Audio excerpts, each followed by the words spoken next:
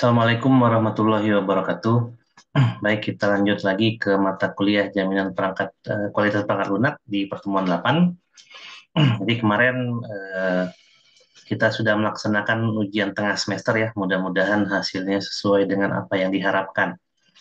Tapi kayaknya kalau dilihat dari apa nilai ya, dari sebaran nilai itu lumayan bagus ya. Ya mungkin karena memang soalnya mudah. Baik, kita lupakan dulu sejenak untuk UTS ya, karena sudah selesai, jadi kita tinggal menikmati hasilnya saja.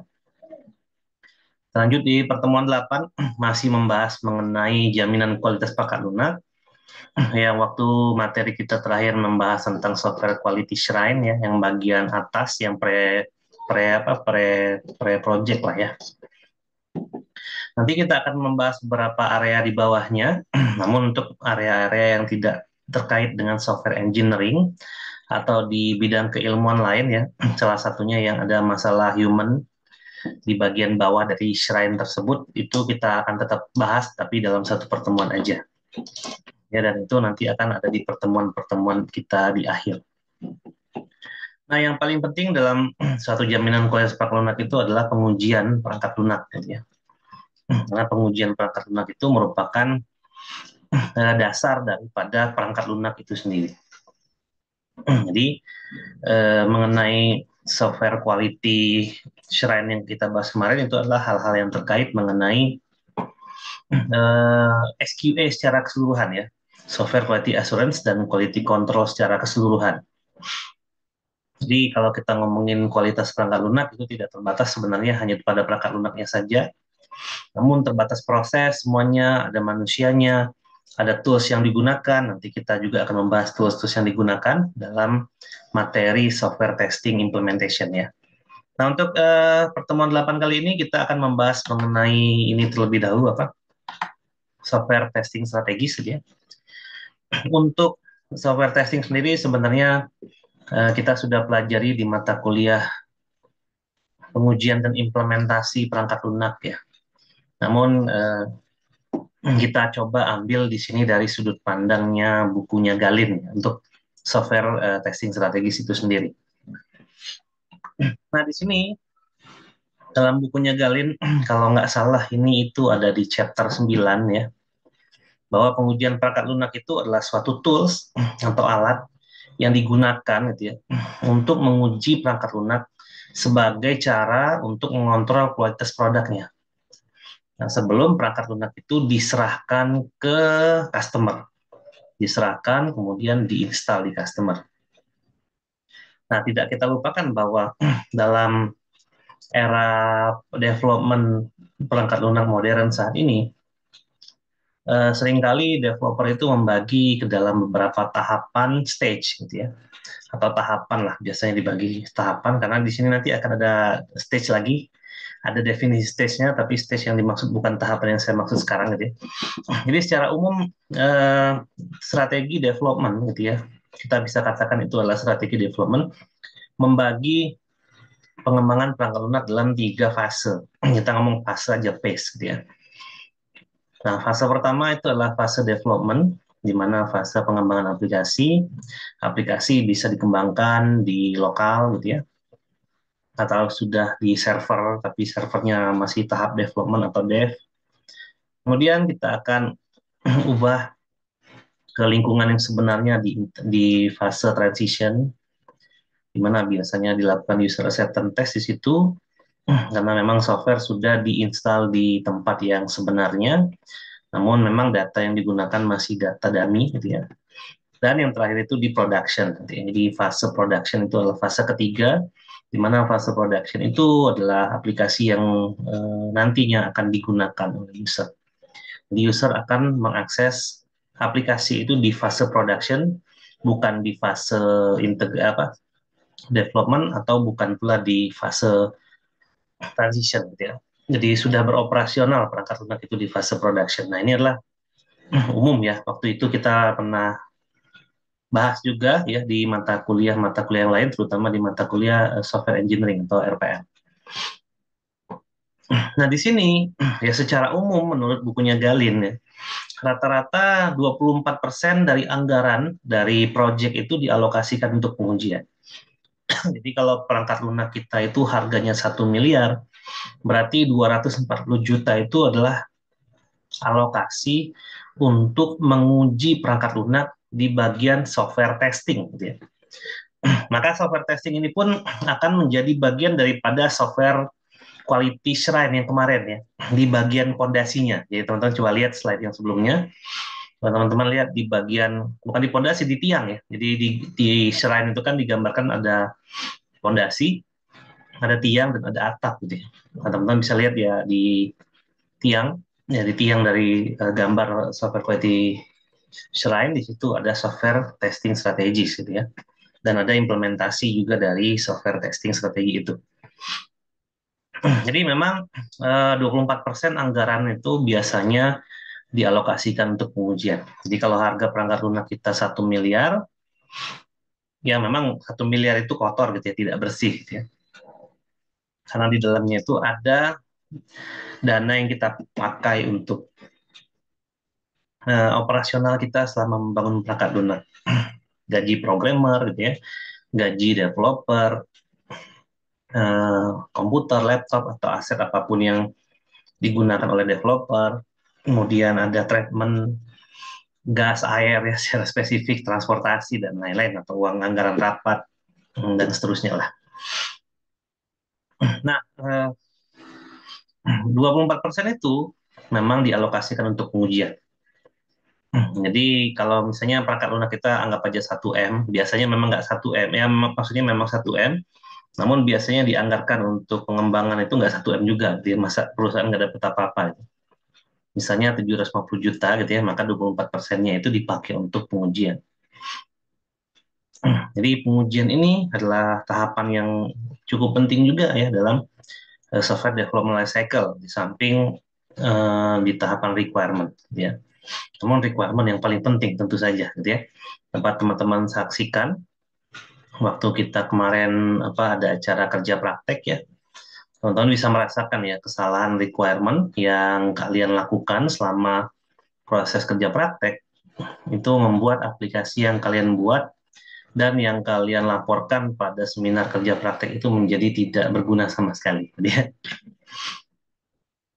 Nah, lalu untuk 32% anggaran di manajemen proyek dialokasikan untuk kegiatan pengujian. Jadi ini di alokasi manajemen proyeknya, gitu ya, bukan di developmentnya. Jadi uang yang dipakai dalam menganggarkan pengaturan proyek itu 32%-nya ternyata dipakai juga untuk kegiatan pengujian. Dan ternyata waktu yang digunakan itu rata-rata 45% dari suatu proyek. Jadi kalau proyek itu dilaksanakan selama 1 tahun, berarti kita butuh waktu 5 bulan untuk melakukan pengujian perangkat lunak, gitu ya. Ini secara ideal, gitu ya. Idealnya, walaupun nanti penerapan true-nya ya di dunia nyatanya itu bisa jadi kurang dari 45%. Namun yang menjadi concern kita di sini adalah pengujian perangkat lunak itu memang penting, gitu ya. Jadi kalau kita runtutkan kaitan software testing ini dengan software development life cycle, memang yang pertama itu requirement itu udah paling penting gitu ya. Kalau requirement udah oke, kemudian yang kedua desain, kalau desain udah oke, lalu kemudian berikutnya adalah fase coding. Jadi memang fase coding itu adalah fase paling gitu ya, effortless gitu ya, daripada sekumpulan fase dari development life cycle. Artinya effortless itu adalah memerlukan cost yang sedikit dan membutuhkan waktu yang sedikit juga, karena coding itu tujuannya adalah mengimplementasikan apa yang sudah didesain. Cukup itu aja gitu. Jadi tidak perlu kreatif di fase coding. Yang butuh kreatif itu adalah di fase desain. Ya, kalau di fase requirement juga dibutuhkan kreatif. Namun kreatif yang paling penting itu adalah di fase desain. Jadi implementasi itu tidak perlu kreatif, karena dalam software development implementasi itu atau coding itu hanyalah mewujudkan apa yang sudah didesain sebelumnya. Jadi buat teman-teman yang desain, yang codingnya masih kreatif, harap dikurangi gitu ya, desain yang kreatif gitu ya. Tapi coding kreatif boleh juga nggak ya, sebenarnya di coding juga ada kreativitasnya sih, tapi memang apa nilai kreatifnya itu yang sangat rendah gitu ya. Paling kita hanya mengelola kode gitu ya, menyesuaikan pattern kode dan lain-lain. Namun penyesuaian pattern kode itu pun pasti sudah dibahas di fase desain gitu ya, desain kode. Jadi sebenarnya coding itu ya tinggal mengikuti apa yang ada di fase desain aja, yang dimana fase desain itu akan mewujudkan semua apa yang ada di requirement ya, sehingga apa yang diuji cobakan nanti adalah terkait dengan fase implementasi desain dan requirement. Nah, ini adalah definisi formal dari definisi formal ya menurut IEEE dari software testing. Jadi software testing itu adalah proses formal. Jadi ini di garis bawahi ya atau ditebalkan karena memang ada definisi formalnya itu nanti. Jadi adalah proses formal yang dilakukan oleh tim pengujian khusus di mana unit perangkat lunak, modul atau berapa unit, terus integrasi dan software itu diperiksa dengan cara menjalankan aplikasinya di komputer. Jadi di sini yang digarisbawahi adalah pengujian perangkat lunak itu adalah proses formal, itu yang pertama. Lalu dilakukan oleh tim pengujian khusus itu yang kedua. Kemudian keseluruhan itu harus dijalankan di program komputer, itu yang ketiga. Nah, jadi semua pengujian-pengujian itu harus dilakukan sesuai dengan pengujian prosedur yang disetujui atau prosedur pengujian yang disetujui dan kasus uji yang disetujui juga. Jadi yang digarisbawahi ada 6 di sini. Ada formal, ada tim pengujian khusus, ada 5 ya. Ada formal, ada tim pengujian khusus, ada menjalankan aplikasinya di komputer. Lalu ada prosedur pengujian yang disetujui dan pada kasus pengujian yang disetujui. Nah, di sini di buku kalian digarisbawahi bahwa formal yang dimaksud adalah pengujian itu memang harus bentuknya formal. Formal itu adalah bahwa pengujian itu memang bagian daripada rencana pengembangan proyek yang awal dilakukan, gitu ya. Dan ditandatangani karena dia formal ya dalam bentuk suatu dokumen antara customer dan developer. Jadi kalau ada pengujian yang ya misalnya kayak kemarin ya waktu kita kerja praktek juga ada teman-teman yang bilang bahwa memang perangkat lunak yang diminta adalah seperti ini gitu ya. Nah, yang seperti ini tuh mana legal aspeknya atau formal aspeknya? Jadi formal ini melibatkan legal aspek. Jadi harus ada sesuatu dokumen yang disetujui gitu ya antara customer dan developer. Nah, begitu tidak ada dokumen yang disetujui, maka itu tidak bisa kita sebut sebagai software testing sebenarnya. Misal teman lagi coding nih, lalu teman pas code itu melakukan kesalahan, ya. Kemudian teman-teman perbaiki, masalahnya selesai gitu ya. Apakah itu disebut dengan software testing? Nah, itu sebenarnya bukan software testing secara definisi gitu ya. Walaupun yang kita lakukan itu sebenarnya adalah menguji perangkat lunak yang kita buat barusan gitu ya. Apakah misalnya kita bikin fungsi nih, fungsi tambah, inputnya A dan B, ya hasilnya itu harusnya hasil penjumlahan A dan ditambah B gitu ya. Kita coding, nah, kita masukkan inputnya, kita lihat keluarannya kok keluarannya beda gitu. Lalu kita ubah logiknya, kita coding lagi secara logik yang kita ubah tadi, sampailah akhirnya fungsi tambah itu bekerja dengan baik. Nah, apakah itu disebut dengan software testing? Secara definisi formal tidak, gitu ya. Tapi itu adalah non formal. Jadi makanya kalau software testing itu yang benar-benar software testing yang direncanakan dari development life cycle itu memang adalah sesuatu yang formal. Kalau yang tadi itu ya itu cuma ngecek kode aja gitu ya karena kode itu tidak bisa tidak apa kan biasa lah kita coding itu nggak mungkin lah sekali coding langsung softwarenya jalan gitu ya pasti ada error dulu gitu ya sampai 2-3 kali kita perbaiki kodenya baru fungsi tersebut jalan dan itu adalah sesuatu yang biasa dan itu masuknya ke implementasi atau coding gitu ya. Lalu yang kedua tadi tim pengujian khusus. Nah, kenapa itu ditebalin di apa dicetak tebal gitu ya. Maka pengujian perangkat lunak itu memang harus diuji oleh orang-orang yang ahli gitu ya. Dan independen. Independen tuh maka dia tidak memiliki konflik of interest apapun terhadap perusahaan-perusahaan tersebut, mau di organisasi itu ataupun di organisasi developernya, ya, atau konsultan eksternal. Jadi konsultan eksternal itu dilibatkan untuk menguji perangkat lunak Ya. Nah, yang diuji itu karena tadi adalah formal, berarti yang diuji itu adalah sesuai dengan kesepakatan yang sudah ditandatangani antara customer dan developer. Nah, kemudian ada menjalankan program komputer. Nah, artinya software testing di sini adalah software testing yang memang dieksekusi oleh komputer. Artinya komputer itu memang benar-benar mengeksekusi kode program tersebut. Gitu. Nah, kalau hal-hal yang tidak terkait dengan apa pengujian program komputer, maka dia tidak disebut dengan software testing, gitu ya. Nah, jadi misalnya kan di proses SQA kemarin ya, software quality assurance kemarin, ada peer-to-peer review, misalnya ada kontrak review dan lain-lain. Itu bukan software testing namanya, itu adalah software quality assurance secara keseluruhan. Nah, software testing ini ada di dalam software quality assurance. Jadi antaranya adalah software quality assurance adalah mereview project misalnya, menjamin bahwa SDM-nya bagus gitu dan lain-lain. Nah, kalau SDM itu kan berarti terkait dengan manusia. Kalau project itu kontrak itu terkait dengan dokumen. Nah, maka software testing ini terkait dengan softwarenya. Maka segala bentuk aktivitas penjaminan mutu yang kita pelajarin kemarin gitu ya secara umum, walaupun yang dijelaskan masih atapnya doang ya, nanti kita jelaskan yang lainnya, itu bukan dianggap sebagai proses pengujian dalam software testing. Ya, jadi pemeriksaan kode itu pun bukan dianggap sebagai pengujian. Karena pemeriksaan kode itu ya hanya memeriksa kode saja, seperti yang saya contohkan tadi, gitu ya. Kita coding, lalu kita periksa kodenya ada kesalahan, lalu kita eksekusi lagi, kemudian jalan kodenya. Nah, itu adalah bukan dianggap sebagai satu pengujian. Jadi memang karena dia software testing, maka program dieksekusi di komputer, gitu ya. Nah, lalu yang dua berikutnya adalah prosedur pengujian yang disetujui dan kasus itu kasus lagi kasus ya kasus pengujian yang disetujui. Prosedur yang pengujian yang disetujui itu artinya proses pengujian yang dilakukan nanti oleh tim khusus itu harus sesuai dengan rencana dan prosedur pengujian yang sudah kita setujui di depan, yang sesuai dengan prosedur Q&A yang diadopsi oleh organisasi tersebut. Artinya saat kita membuat produk dan saat customer pun berekspektasi terhadap produk yang kita buat.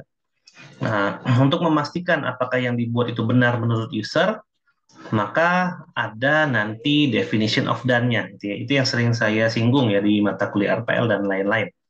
Ada definition of done yang kita harus definisikan seperti apa program itu ketika project dianggap selesai. Dan yang berikutnya ada kasus ujinya yang disetujui. Jadi prosedurnya itu disetujui. Ya prosedur itu langkah-langkahnya misalnya yang pertama kita rencanakan dulu, ya bikin test plan dulu, habis itu bikin tes skenario, habis itu bikin test case, baru melakukan ya testing misalnya gitu ya. Nah, itu kita sepakati dulu prosedur pengujiannya seperti apa. Atau pengujian itu nanti mau dilaksanakan secara bersama-sama ya terhadap keseluruhan user misalnya. Atau hanya kelas user tertentu saja yang dilakukan pengujian, atau pengujian itu dilakukan secara bertahap gitu ya, sesuai dengan SDLC yang digunakan. Nah, itu bisa disepakati dulu maksudnya gitu ya di dalam suatu prosedur SQA yang diadopsi oleh organisasi tersebut. Nah, lalu kasus ujinya pun harus disetujui dulu. Yang diuji ini apa aja gitu ya. Masih terkait dengan definition of done tadi. Ya, yang disetujui ini apa aja kasusnya. Misalnya apakah apakah data yang dimasukkan ke perangkat lunak itu dijamin benar dan seterusnya gitu ya. Apakah aplikasi ini mudah untuk dipakai gitu ya. Apakah aplikasi ini ke depannya itu mudah di-maintain dan lain-lain ya. Itu jadi kasus pengujiannya itu disetujui dulu. Nah, saat pengujian dilakukan itu tidak boleh ditambah atau tidak boleh dikurangi juga. Ya, misalnya saya sebagai software tester nih, eksternal misalnya, independen. Menurut saya ada pengujian yang nggak perlu dilakukan, ya, tapi dalam kontrak itu perlu dilakukan. Apa yang harus saya lakukan? Yang harus saya lakukan adalah ya saya kerjakan aja sesuai dengan kontrak gitu ya. Jadi tidak berlaku lagi expert judgment untuk masalah prosedur di sini atau masalah birokrasi pengujian.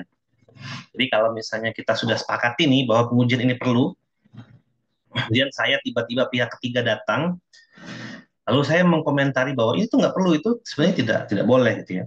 Yang saya harus lakukan adalah saya menguji aja sesuai dengan apa yang tertulis dalam prosedur pengujian tadi dan kasus pengujian tadi gitu ya.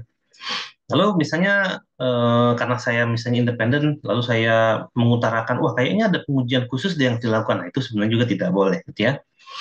Atau kalaupun memang itu mau dilakukan, maka tidak boleh seketika itu. Artinya selesaikan dulu sesuai kesepakatan, baru kemudian biasanya kan di akhir rapat atau akhir udah mau mendekati akhir daripada software testing itu ada evaluasi. Nah, bisa jadi kita tambahkan saja di situ evaluasi untuk aplikasi ini kemudian diuji dengan skenario yang berbeda misalnya. Nah, itu diperbolehkan, namun begitu ada evaluasi dan akan dilakukan lagi software testing, maka ya kembali ke awal gitu ya, harus melalui proses formal. Jadi ya, ada perjanjian yang ditandatangani lah antara customer dengan developer. Nah, berikut adalah tujuan dari software testing. Jadi dibagi dua di bukunya Galin, ada tujuan langsung dan ada tujuan yang tidak langsung. Ya. Tujuan langsung itu tujuannya adalah untuk mengidentifikasi dan mengungkapkan sebanyak mungkin kesalahan pada perangkat lunak yang diuji. Jadi di sini software tester ya kita sebutnya di sini adalah sesosok unit atau manusia atau orang ya, yang memang tugasnya mencari kesalahan-kesalahan. Nah, memang tujuannya adalah mereka dibayar untuk mencari kesalahan. Namun kesalahan yang dimaksud itu bukan berarti untuk mencari-cari kesalahan personal gitu ya, atau subjektif, bukan. Tapi mencari kesalahan-kesalahan terkait dengan development dan kaitannya juga dengan requirement gitu ya, yang sudah disepakati sebelumnya. Jadi tujuan daripada software testing itu sebenarnya ya untuk mengungkap sebanyak-banyaknya kesalahan agar perangkat lunak yang dihasilkan itu ya bisa dipakai. Jadi ujung-ujungnya itu bisa dipakai gitu ya. Tidak ada yang tidak boleh ada gitu ya, orang-orang atau para stakeholder itu yang tujuannya itu untuk menghancurkan atau menggagalkan proyek. Nah, ini nggak boleh. Jadi memang semua stakeholder yang terlibat dalam development dalam proyek pembangunan perangkat lunak itu memiliki tujuan yang sama, yaitu perangkat lunak ini bisa dipakai, gitu ya, atau bisa diimplementasikan dengan baik dari suatu organisasi. Kemudian tujuan yang berikutnya adalah untuk membawa perangkat lunak yang diuji ini, kemudian ketika diuji ada koreksi kesalahannya, dan bisa diujikan lagi ke tingkat yang dapat diterima. Nah, ini kaitannya dengan definition of the. Sejauh mana sih perangkat lunak ini sehingga pengujian yang dilakukan itu selesai gitu ya, sampai ke tingkat yang bisa diterima. Apakah kedepannya perangkat lunak ini terbebas dari bug misalnya? Nggak mungkin gitu ya. Secara definisi yang kita pelajari kemarin ya, waktu di beberapa pertemuan kemarin kita membahas tentang software failure, error, dan lain-lain, bahwa perangkat lunak itu pasti akan ada bug, dan bug itu tidak akan bisa hilang sama sekali, dia hanya berpindah saja tempatnya, gitu ya. Ya, jangan kita bahas mengenai perangkat lunak yang besar, gitu ya. Perangkat lunak yang kecil pun itu pasti ada bug, karena bug itu tidak hanya terkait dengan softwarenya, tapi bisa terkait dengan brandware dan terkait dengan hardwarenya juga. Misal kita membuat aplikasi simple, konversi derajat suhu dari Celcius ke Kelvin, Kelvin ke Fahrenheit, dan lain sebagainya kita buat nih. Udah jadi nih aplikasinya, lalu kita coba kok nggak jalan misalnya. Oh, ternyata di dalam perangkat itu Java-nya belum diinstal. Itu bug tuh. Gitu ya. Udah diinstal Java, loh kok aneh gitu ya, kok ada beberapa fungsi yang tidak jalan. Oh, ternyata package-nya yang belum diinstal. Nah, itu bug lagi. Diinstal package-nya dan lain-lain. Oh, ternyata database-nya ininya bermasalah, drivernya. Gitu ya. Oh, ininya lingkungan environment-nya beda.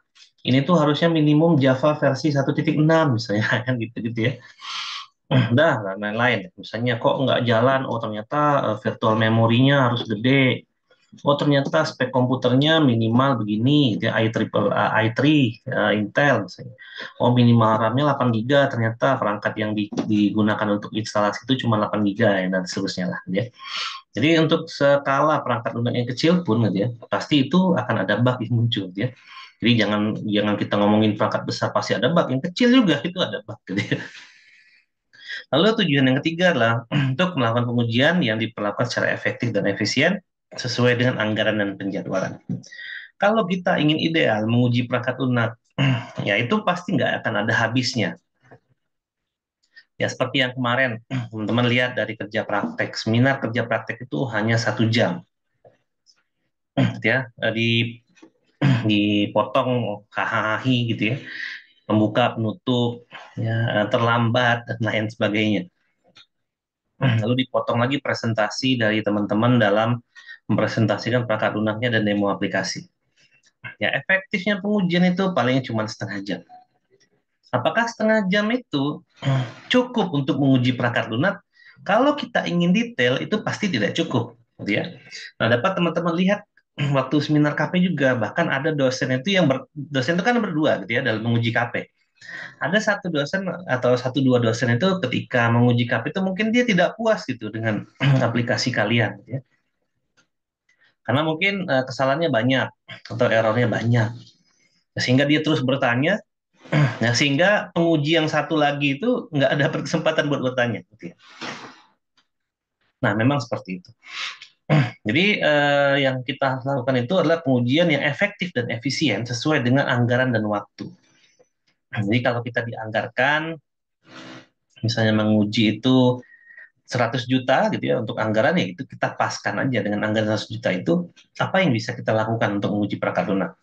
Dan sesuai juga dengan waktunya, ya dengan penjadwalannya. Berapa lama gitu ya, kegiatan apa saja yang perlu dilakukan dan lain sebagainya. Dan harus kita manfaatkan dengan baik, efektif dan efisien. Nah, kalau menguji KP yang mungkin satu penguji hanya mendapatkan waktu 15 menit, maka kita harus menguji KP itu ya 15 menit gitu ya. Waktu itu sebenarnya udah saya contohkan beberapa kali waktu saya menguji KP ya. Kalau teman-teman melihat saya menguji KP, saya tidak menguji semuanya gitu ya. Ada hal yang saya ujikan secara teknis. Ada hal yang saya ujikan secara desainnya aja. Ada hal yang saya ujikan terkait dengan desain dan codingan dan implementasi. Lalu ada juga hal yang saya ujikan terkait dengan fungsi dan requirement, gitu ya. Nah, seperti itu. Namun yang biasa saya ujikan itu yang pertama kali, walaupun dia bukan software testing ya, apakah kesimpulan berhasil menjawab tujuan, ya ternyata kebanyakan dari teman-teman itu tidak berhasil ya membuat suatu kesimpulan yang disesuaikan dengan tujuan dari pembangunan perangkat lunak kemarin. Jadi waktu itu ya hanya bagian-bagian kecil saja yang bisa diuji gitu ya. Ya secara software pun ada beberapa saya uji waktu seminar KP itu ya saya tes gitu ya. Untuk ininya, untuk softwarenya gitu ya. Terlebih lagi yang banyak dibahas kemarin karena ini untuk urusan penilaian ya. Apakah perangkat lunak ini dibuat sendiri atau tidak gitu ya. Nah, itu adalah tujuan langsung gitu ya. Lalu ada tujuan yang tidak langsung juga, yaitu mengkompilasi beberapa kesalahan perangkat lunak yang nanti kita pakai untuk pencegahan kesalahan. Nah, ini biasanya ada di maintenance gitu ya. Jadi agar perangkat lunak ini di deployment dan maintenance itu tidak menjadi kronis ya kesalahannya, maka kita bisa cegah kesalahan itu di fase software testing. Itu tujuan tidak langsung. Nah, tujuan tidak langsung itu artinya bukan tujuan di software testingnya, tapi di fase berikutnya dalam software development life cycle. Nah, ini adalah software design, software testing strategis. Secara umum, ya Galin menjelaskan bahwa ada dua pendekatan software testing strategi. Strategi untuk melaksanakan software testing. Ya, adalah pendekatan bottom up atau top down. Jadi nggak ada pilihan lain. Ya, bottom up atau top down. Kalau bottom up berarti kita mulainya dari bawah dulu. Katakanlah ini adalah aplikasi sistem akademik. Jadi M11 itu kita lihat ada paling atas itu M11 ya yang di sini. Ini saya pakai pen aja kayaknya ya. Nah, M11 ini adalah sistem akademik gitu ya. Nah, maka kita untuk bottom up itu kita lakukan di bagian bawahnya dulu. Jadi ada aplikasi modul-modul apa? Modul-modul ini ya. Modul 1, modul M ini modul ya, menurut bukunya itu, bukunya Galin. Nah, modul yang paling tinggi itu adalah sistem gitu ya. Ya ada modul, ada submodul gitu ya. Ini sub-sub modulnya. Namun kalau kita melihat dari sudut pandang ini saja berarti ini adalah modul gitu ya. Sama seperti kita berbicara sistem, subsistem, sub-subsistem dan lain-lain. Ya, di mana dia dikatakan sistem, di mana dia dikatakan subsistem, dan di mana dia dikatakan sub-subsistem dari hierarki perangkat lunak. Apabila kita fokus terhadap suatu sub-subsistem saja, maka kita bisa pandang itu sebagai suatu sistem.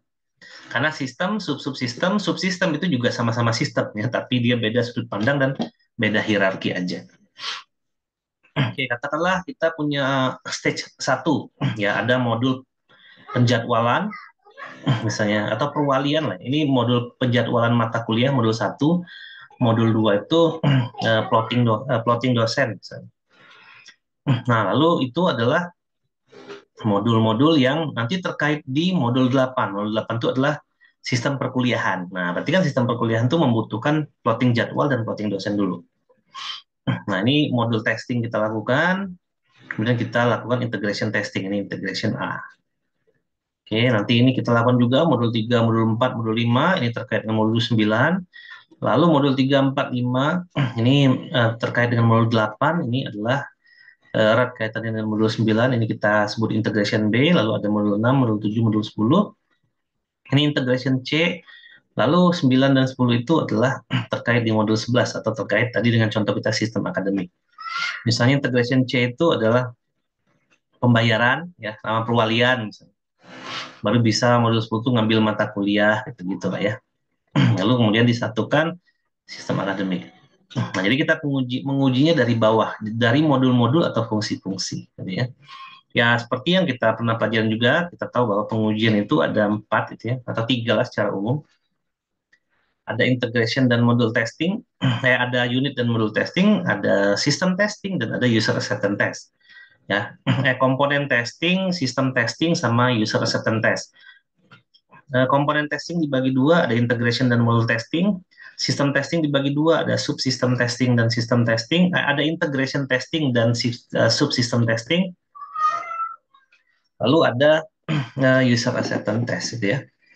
Jadi ini adalah modul-modulnya, dilakukan unit testing terlebih dahulu, kemudian dilakukan integration testing di sini.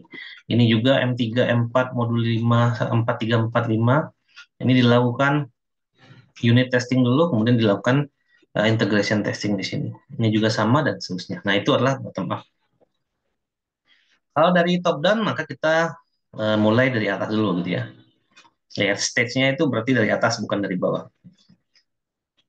Ya, kita lakukan mulai dari apa sub. Jadi kalau kita ngomong integration D itu adalah subsistemnya, misalnya dari sistem akademik itu apa ya? Secara keseluruhan itu sistem informasi Unjani, misalnya. Integration D itu misalnya ada kaitannya antara PMB dengan akademik, gitu ya. Integration C itu ada kaitannya dengan PMB, akademik, dan kelulusan, misalnya. Integration B itu ada kaitannya dengan aplikasi dikti, misalnya. Lalu kita lakukan seperti itu, gitu ya. Nah, ini bentuknya seperti ini, mulai dari sistem akademik dulu, lalu apa saja modul-modul terkait dengan sistem akademik itu kita uji, kemudian ke bawah, dan sampai ke tingkat-tingkat modul atau fungsi, gitu ya. Nah, ini adalah top down testing. Walau memang biasanya yang suka dipakai dalam software testing itu adalah bottom up, gitu ya. Karena bottom up itu lebih terstruktur berkait dengan fungsi. Kalau top down itu lebih ke arah pengujian-pengujian yang memang aplikasinya itu terdiri dari terlalu banyak sub modul atau sub aplikasi di dalamnya. Nah, hanya ada dua ini aja ya. Jadi strategi itu top down atau bottom up, gitu ya. Oke, nah di sini dalam menyusun suatu software testing, maka ada pasti komposisi tim penguji yang dimaksud. Di sini dibagi menjadi 4 ya komposisi tim penguji. Yang pertama itu disebut sebagai internal information services. Artinya tim penguji itu adalah tim internal, di mana anggotanya itu adalah tim project, ya. Artinya tim development itu sendiri. Kelebihannya kalau internal information services ini dikerjakan adalah meminimalkan biaya, ya, terlatih, memiliki pengetahuan tentang proyek, memudahkan alokasi waktu, dan lain-lain. Tapi kalau hanya internal information service saja yang dilakukan, maka kekurangannya itu bisa fatal. Yang pertama itu tidak terjadi tidak adanya independensi. Ya, ini seperti kayak saya buat buat telur, lalu saya makan sendiri, lalu saya bilang enak gitu. Jadi tidak independen.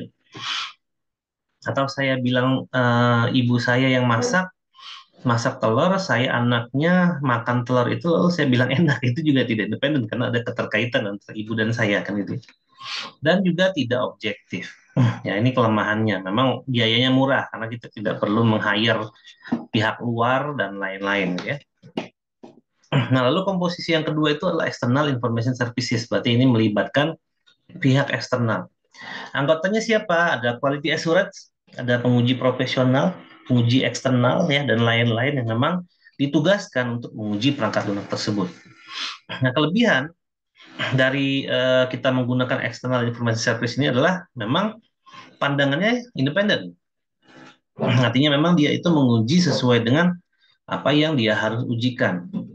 Ya, dan memang profesional di bidangnya. Ya, dan kita bisa request orang-orang yang memiliki atau mencari lah ya, mencari penguji profesional ini dari orang-orang yang memang memiliki keahlian yang paling bagus untuk menguji aplikasi.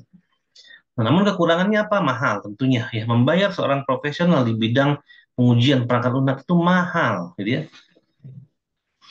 Lalu memang ada kompetensi yang tidak imbang bisa terjadi antara tim apa development dengan tim pengujian, gitu ya. Misalnya aplikasi dibangun oleh newbie, gitu ya, lalu diuji oleh profesional.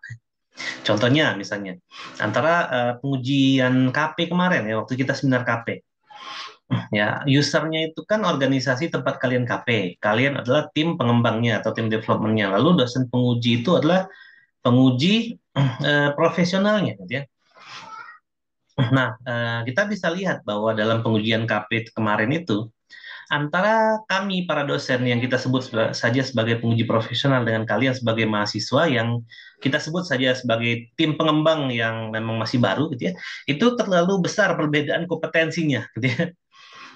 Nah, lalu ada ketidakpercayaan juga antar kedua tim. Artinya kami sebagai tim penguji yang profesional tidak percaya misalnya kamu membuat aplikasi ini sendiri. Kami tidak percaya kalau dokumen ini ternyata dibuat oleh orang lain, dibuat sendiri tapi dibuatnya oleh orang lain. Jadi tingkat kepercayaan kami dosen terhadap mahasiswa yang kerja praktek kemarin itu sangat rendah gitu. Karena apa? Ya terjadi perbedaan kompetisi yang jauh antara tim pengembang dan tim penguji. Nah, ini yang perlu kalian ketahui ya nanti setelah kalian lulus kuliah. Lalu ada non-information services. Nah, kalau di bagian ini biasanya udah masuk ke fase user acceptance, gitu ya. Ada user, ada auditor, dan ada konsultan. Auditor kenapa ada di sini? Karena auditor itu untuk menguji apakah aplikasi ini ternyata bisa berbuat curang atau tidak, gitu ya. Ya siapa tahu ada aplikasi yang dibuat, namun aplikasi ini bisa jadi tidak sengaja bisa dipakai untuk kecurangan. Ya, bisa teman-teman lihat kemarin dari aplikasi yang teman-teman buat, yang kalian mungkin bisa menonton atau kalian yang membuat gitu ya, aplikasi yang untuk mencatat absen gitu ya. Nah kan berapa kali diuji sama dosen penguji bahwa kok absennya begini, kok absennya begitu, yang di rumah seperti apa absennya dan lain-lain. Bahkan waktu itu dosen kita juga bilang bahwa kok ngabsennya dari rumah bisa tidak hadir gitu ya. Kalau misalnya kita lagi sakit, terbaring di rumah sakit, masa harus login dulu gitu ya. Nah itu kan berarti kan dibutuhkan auditor gitu ya untuk menguji perangkat lunak tersebut. Namun ini non-information services, artinya dia di luar dari tim pengembang gitu ya.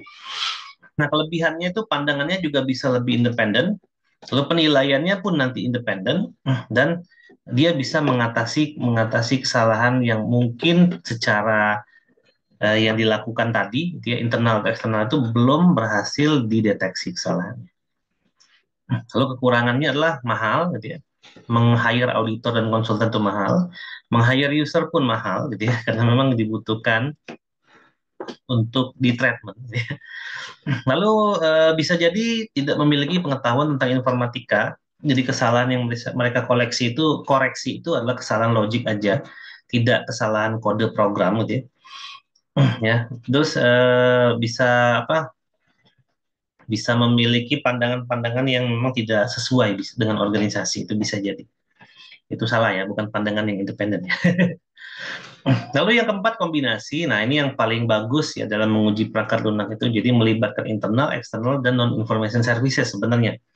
Tapi apakah semuanya harus diambil? Enggak juga gitu ya. Ya, kita bisa comot beberapa lah gitu ya. Untuk eksternal misalnya kita hire 3 orang gitu ya. Untuk internal kita hire berapa orang, untuk non-information service kita hire 2 orang. Misalnya itu juga lebih bagus gitu ya. Artinya semua stakeholder yang berkepentingan terhadap perangkat lunak ini kita kombinasikan untuk menguji.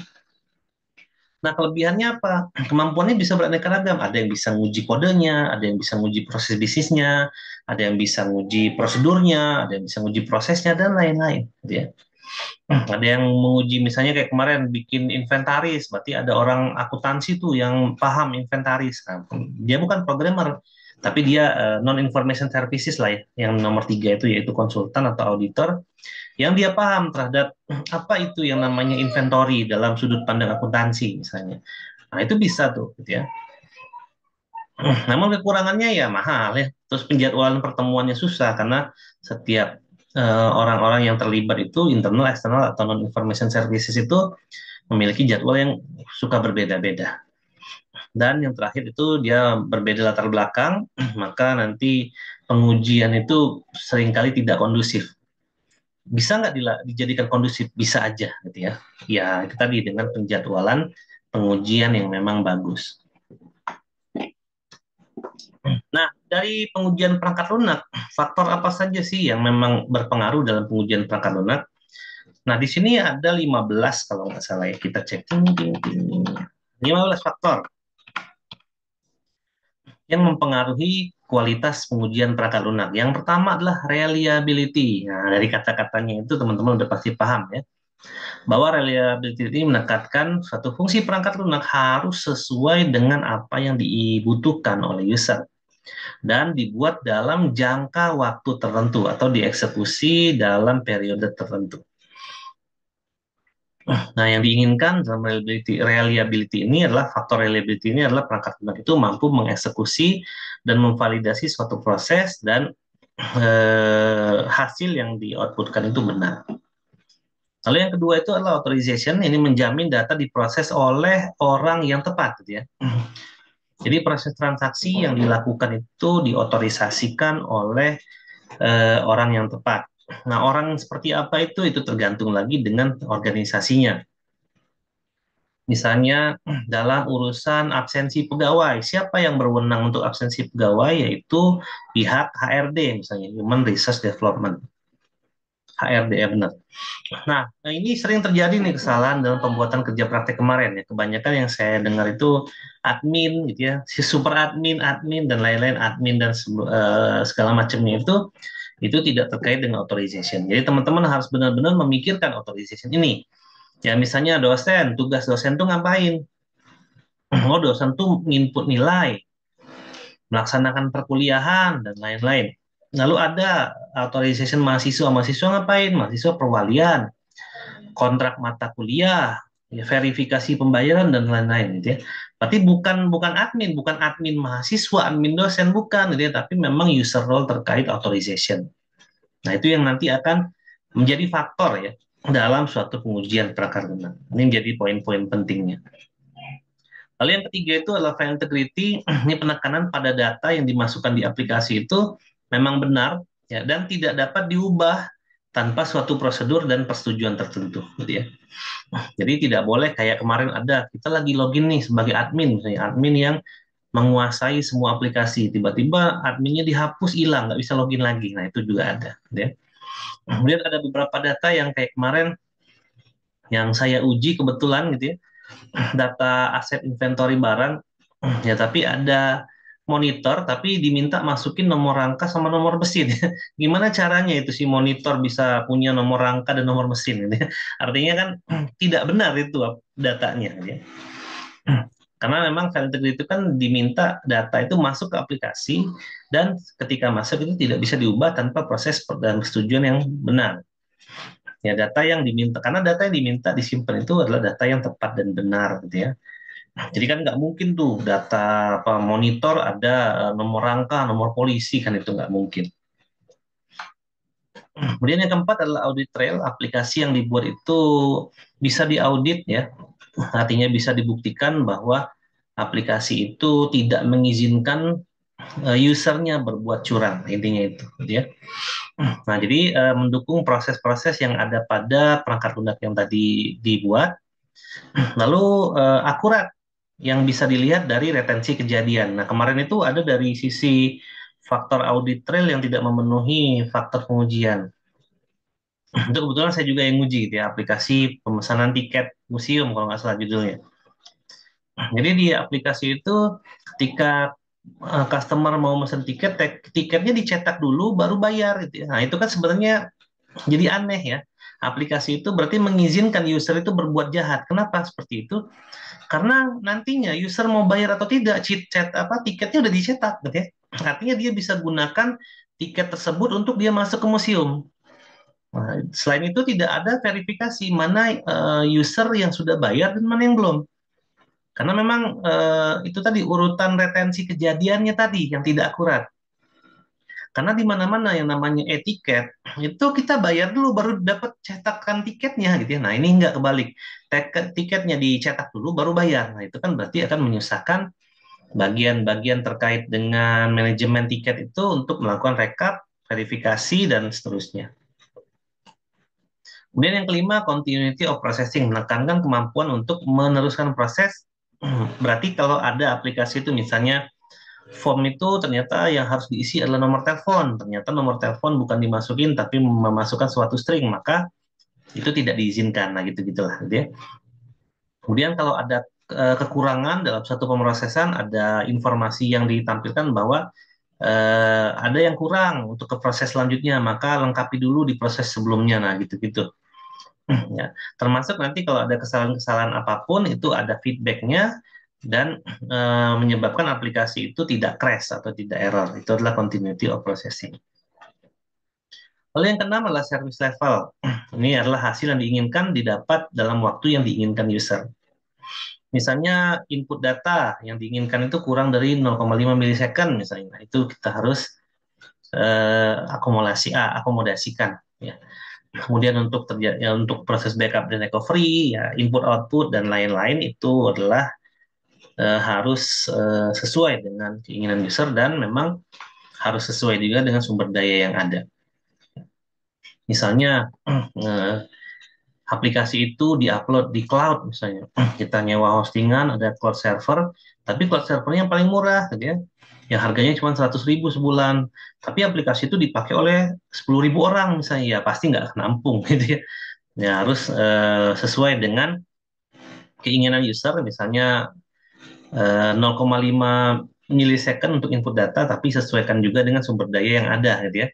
Jadi tidak realistis kalau keinginan user itu eksekusi aplikasinya cepat untuk 10.000 orang, tapi servernya yang paling murah, itu nggak cocok. Lalu ada akses kontrol, ini adalah menekankan sumber daya aplikasi itu harus dilindungi dari kemungkinan modifikasi. Berarti tidak boleh dimodifikasi, dan ini juga sebenarnya terkait dengan otorisasi ya. Jadi tidak boleh dimodifikasi, tidak boleh dirusak, tidak boleh disalahgunakan, dan lain-lain. Ini kaitannya dengan otorisasi salah satunya, dan security atau keamanan itu yang lainnya. Ya, jadi untuk username dan password dienkripsi, terus bisa jadi menggunakan two-step verification dan lain sebagainya. Lalu yang kedelapan adalah metodologi. Di sini menekankan bahwa aplikasi itu dirancang sesuai dengan strategi yang memang benar. Tujuan-tujuan organisasi yang diminta yang harus diwujudkan oleh aplikasi itu harus bisa diimplementasikan dengan baik. Ya, yang kita tahu tujuan organisasi tidak jauh-jauh dari efektif dan efisien untuk uang, waktu dan tenaga, gitu ya. Misalnya membantu mengefektifkan birokrasi, misalnya itu bisa. Atau dengan aplikasi ini profit bertambah, itu juga bisa. Atau dengan menggunakan aplikasi ini maka operasional dalam pekerjaan karyawan itu menjadi lebih bagus, misalnya itu juga bisa, ya. Nah, itu memang sesuai harus diwujudkan ya, diwujudkan oleh developer yang aplikasi itu dibangun mendukung standar-standar perusahaan dan tujuan-tujuan serta strategi dari perusahaan atau organisasi tersebut. Kemudian correctness ini adalah menjamin data yang dimaksudkan, proses, output, dan lain-lain itu harus akurat dan lengkap. Jadi ini yang diminta adalah akurat dan lengkap.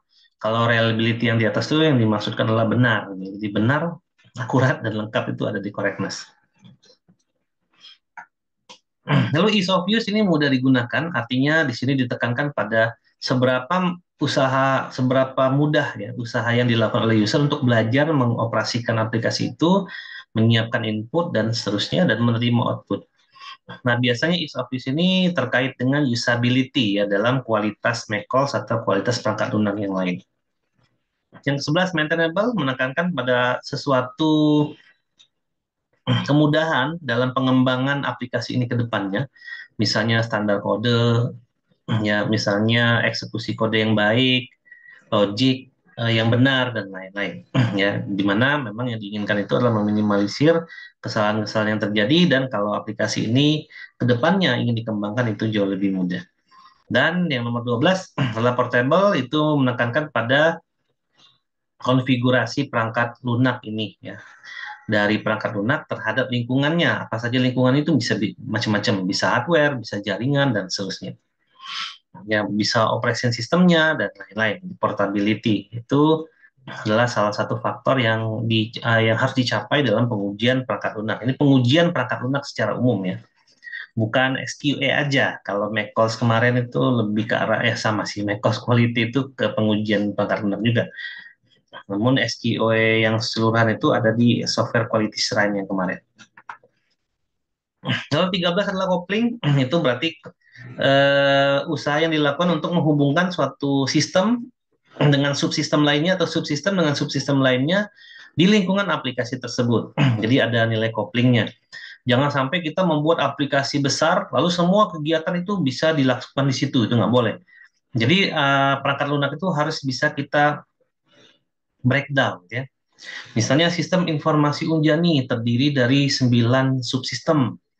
Antara lainnya adalah aplikasi PMB, misalnya subsistem PMB, subsistem akademik, subsistem pembayaran, subsistem penggajian, lalu ada perpustakaan, lalu ada apa dan seterusnya. Nanti di bawahnya kita bagi lagi ke subsistem yang lain. Jadi kita breakdown menjadi suatu modul-modul atau subsistem yang lebih kecil sehingga kita akan lebih mudah untuk memanagenya dan melakukan maintenance apabila ada kesalahan-kesalahan yang terjadi ketika produk itu dipakai. Lalu nomor 14 adalah performance. Ini berarti kode ya, performance kode. Jadi kalau misalnya 100 kode menghasilkan output yang sama dengan 10 kode, maka kita 10 baris maksudnya, 100 baris, maka yang kita pilih adalah 10 baris kode gitu ya. Jadi ini kaitannya dengan performance. Lalu yang ke-15 itu ease of operation. Di sini yang ditekankan adalah usaha untuk mengintegrasikan si aplikasi terhadap lingkungan eksternal atau terhadap integrasinya dengan aplikasi-aplikasi lain dari luar organisasi ataupun di dalam organisasi yang sebelumnya udah ada. Nah, itu adalah ease of operation. Jadi ini adalah 15 faktor pengujian perangkat lunak yang harus kita garis bawahi.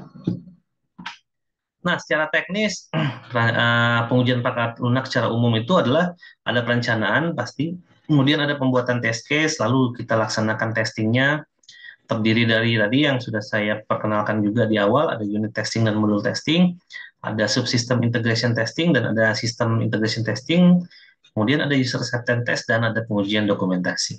Pengujian dokumentasi itu sama seperti kerja praktek kita kemarin, kita menguji apakah dokumentasi dengan perangkat lunak itu memiliki kesamaan.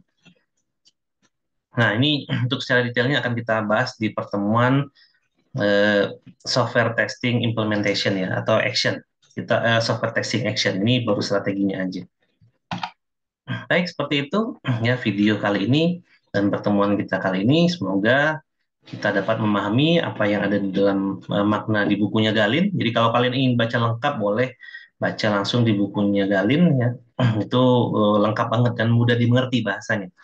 Ya, apabila mengalami kesulitan, ya pakai Google Translate gitu ya, atau pakai ChatGPT untuk mentranslatekan itu. Ya, itu juga udah bagus untuk zaman saat ini. Baik, itu saja dari saya. Terima kasih sudah menyaksikan video ini sampai dengan akhir. Saya pamit. Wassalamualaikum warahmatullahi wabarakatuh.